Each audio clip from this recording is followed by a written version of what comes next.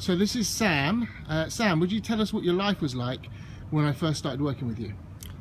So I was getting in trouble with the police quite a bit. I started getting violent towards kind of friends and family members. I was probably taking a lot more substances than I should have been. And to be honest, I wasn't really in a good place. When I was getting money, it was going out straight away on drugs. I was hanging around with the wrong crowds. And then I kind of got arrested for quite some charges that could have turned out quite serious. And that's when my family decided to try and get me some help, which they tried before, but the people before I just didn't want to work with because they weren't kind of on my level and they weren't real in a way. They were kind of just behind a face, and which is when I started working with Ian. And since then, what was different about Ian? Well, I don't know. Ian knew what had happened. He'd been there. He'd gone through that. So it wasn't just a kind of one-way biased judgment. It was, I've been through that and I've seen where I can end up. I've seen where my mates have ended up. Now, if you don't change, you're going to end up there. And it was kind of a natural, I've been there, done that kind of type of thing, rather than you can be there and you can have done this. And I think that was kind of the biggest kind of, I think I clicked quite well with you because of that. And we spent several months, quite a few months together. I think it was 6 or 7 in total. Yeah, I saw you every week for about 6 months. Yep. And what did you learn while we were together?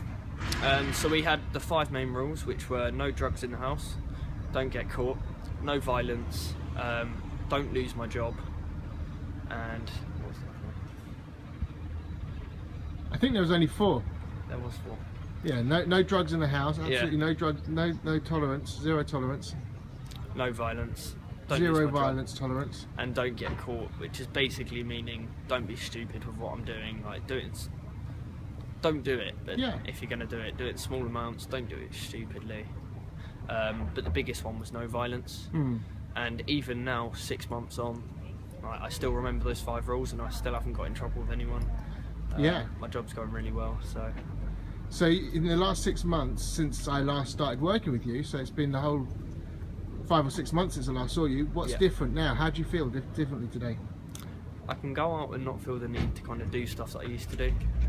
There isn't that kind of thrill factor of doing illegal things now. It's just kind of, I can go out, play a couple games of pool, have a couple of pints with my mates, not get too rowdy. I think I'm in an all-over better place because work's going really well at the moment. My contract's just been extended on my job.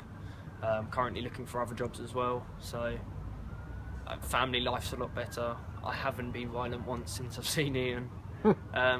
Everything really, if I'm honest. And if you had one thing or one message to say to another family or another kid that was 17, because you were 17 when I started with you and 18 now, or while we were working together, what would your message be? My message would be, don't go with kind of people that might seem like an easier option, because you need someone that's been there and done that. Because I think I could have progressed to a lot worse, and I think if I hadn't have seen it from Ian's point of view, then I wouldn't have seen where I could have ended up, and I don't think I would have changed, to be perfectly honest, at all.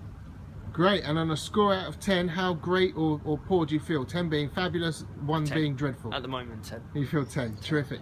Thanks so much, Sam. It's lovely to see you again after 5 or 6 months. Well done. Thank you. See ya.